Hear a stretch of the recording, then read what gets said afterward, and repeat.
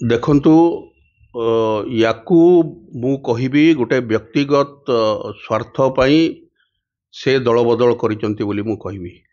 ତାର କାରଣ ହେଉଛି ଯେ ରାଜନୀତି ଜାଣିନଥିବା ଜଣେ ବ୍ୟକ୍ତିକୁ ବିଜୁ ଜନତା ଦଳର ସଭାପତି ପୂର୍ବତନ ମୁଖ୍ୟମନ୍ତ୍ରୀ ନବୀନ ପଟ୍ଟନାୟକ ଯେଉଁଭଳି ଭାବରେ ଗୋଟେ ପରିଚୟ ଦେଇଥିଲେ, ତାଙ୍କୁ ସ୍ପେଶାଲ ଡେଭଲପମେଣ୍ଟ କାଉନସିଲର ଚେୟାରମ୍ୟାନ୍ କରିଥିଲେ, ତାଙ୍କୁ ରାଜ୍ୟସଭାକୁ ସାଂସଦ ଭାବରେ ପଠାଇଥିଲେ।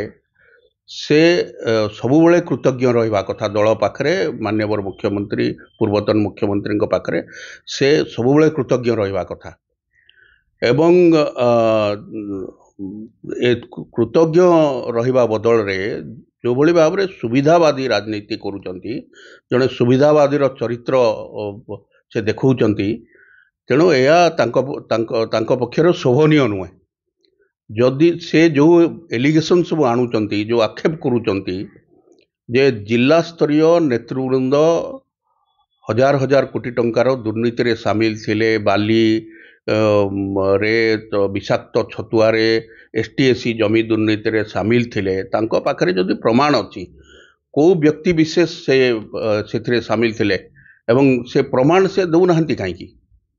ସେ ସେତେବେଳେ ରାଜ୍ୟସଭା ସାଂସଦ ଥିଲେ, ଦଳର ଉପର ସ୍ତରରେ ଦଳର ତତ୍କାଳୀନ ମୁଖ୍ୟମନ୍ତ୍ରୀ ଏବଂ ଶ୍ରୀଯୁକ୍ତ VK ପାଣ୍ଡିଆନଙ୍କ ପାଖରେ ସେ ସବୁ କଥା ରଖିବା ଭଳିଆ ସକ୍ଷମ ଥିଲେ।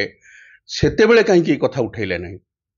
ଆଜି 4 ବର୍ଷ 4.5 ବର୍ଷ ସାଂସଦ ରହିବା ପରେ କିଭଳି କଳାହାଣ୍ଡିର ଏତେ ସ୍ୱାର୍ଥ ତାଙ୍କୁ ଦେଖାଗଲା ଏବଂ କଳାହାଣ୍ଡି ବିଷୟରେ ସ୍ୱାର୍ଥକୁ ଦେଖି ସେ ଭାରତୀୟ ଜନତା ପାର୍ଟିରେ ସାମିଲ ହେଲେ। ଇଏ କେବଳ ବାହାନାବାଜି, ଖାଲି ଏ ଅନ୍ୟ କିଛି ନୁହେଁ।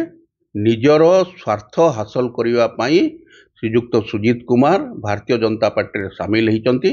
କୌଣସି କଳାହାଣ୍ଡିର ସ୍ୱାର୍ଥକୁ ସେ ଦେଖି ନାହାନ୍ତି କିମ୍ବା ବିଗତ ଦିନରେ ମଧ୍ୟ ଦଳର ସଂଗଠନ ସହିତ ତାଙ୍କର କୌଣସି ସମ୍ପର୍କ ନଥିଲା। ଯେହେତୁ ସେ ଜଣେ ରାଜନୈତିକ ବ୍ୟକ୍ତି ନଥିଲେ, ତେଣୁ ସେ ଦଳର ସଂଗଠନ ସହିତ ତାଙ୍କର ସେଭଳି ସମ୍ପୃକ୍ତି ନଥିଲା ଏବଂ